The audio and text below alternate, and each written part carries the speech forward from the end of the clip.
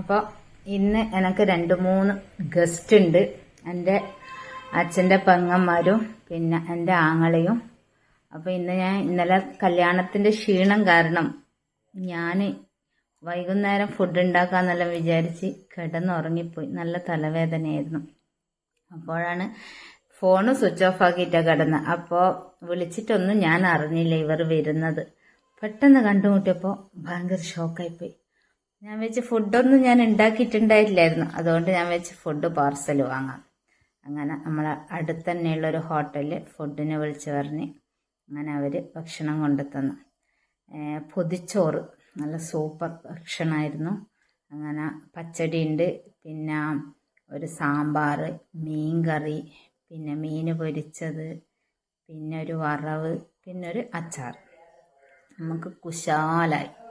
അങ്ങനെ നമ്മളെല്ലാവരും കൂടി ഇരുന്ന് നമ്മൾ ഓണത്തിനല്ലാണ് ഇങ്ങനെ ഓണം വിഷു അങ്ങനെയുള്ള സമയങ്ങളിലാണ് നമ്മളെല്ലാവരും ഒന്നിച്ച് ഇങ്ങനെ ഇരുന്ന് ഭക്ഷണമെല്ലാം കഴിക്കൽ. അങ്ങനെ നമുക്ക് ഭയങ്കര ഹാപ്പിയായി. അങ്ങനെ എല്ലാവരും കൂടി ഇരുന്ന് കുറേ പഴയ കഥകളെല്ലാം പറഞ്ഞ് നമ്മൾ സന്തോഷത്തോടെ ഫുഡ് കഴിച്ചു. അപ്പോൾ ഇന്ന് രാത്രിയാണ് ആയി, സമയം 7 മണി കഴിഞ്ഞ്. അപ്പോൾ ഇന്ന് ഉച്ചക്ക് എനിക്ക് കുറേ ഗസ്റ്റെല്ലാം ഉണ്ടായിരുന്നു. അതുകൊണ്ട് ഫുഡ് ഞാൻ പുറത്തുനിന്ന് വാങ്ങിച്ച്. അപ്പോൾ ഇപ്പം മീൻ മത്തി അത് നമുക്കൊന്ന് ഫ്രൈ ആക്കാം. പിന്നെ ചായ ഉണ്ടാക്കണം, പിന്നെ ചോറും.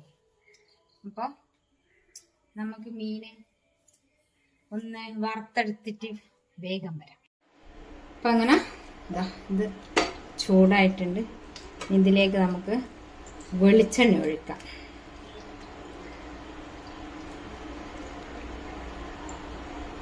ഇനി ഓരോന്നായിട്ട് ഓരോ മത്തിയായിട്ട് ഇതിൽ വെക്കാം, വറുത്തെടുക്കാം.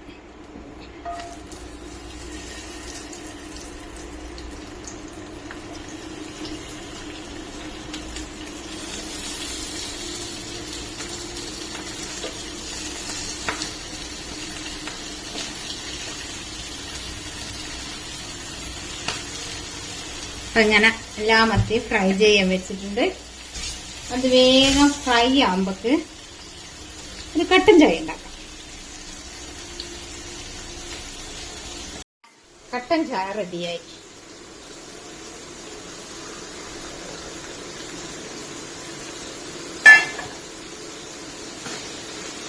കട്ടൻ ചായയും പപ്സും ഇതാണ് വൈകുന്നേരത്തെ ചായൻ്റെ കടി.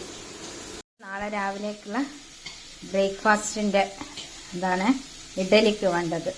ഞാനിത് അരിയും ഉഴുന്നും കുറച്ച് ഉലുവയും എല്ലാം ഇട്ട് കുതിർത്ത് വെച്ചതാണ്. ഇനി ഇത് കുറച്ച് ചോറും കൂട്ടിയിട്ട് ഇന്ന് അരച്ച് വെക്കും. അപ്പം നാളെ രാവിലെ നമുക്ക് ഇഡലി ഉണ്ടാക്കാം. അപ്പം രാവിലത്തേക്കുള്ള ഇഡ്ലിക്കുള്ള മാവെല്ലാം ഞാൻ അരച്ച് റെഡിയാക്കി വെച്ചിട്ടുണ്ട്. അപ്പോൾ ബൈ ബൈ. ഇനി ഫുഡെല്ലാം കഴിച്ച് സമയത്തെ ഫുഡെല്ലാം കഴിക്കട്ടെ.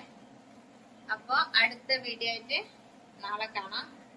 എല്ലാവരും എൻ്റെ ചാനൽ സബ്സ്ക്രൈബ് ചെയ്യണം, ലൈക്ക് ചെയ്യുക, ഷെയർ ചെയ്യുക. Bye bye.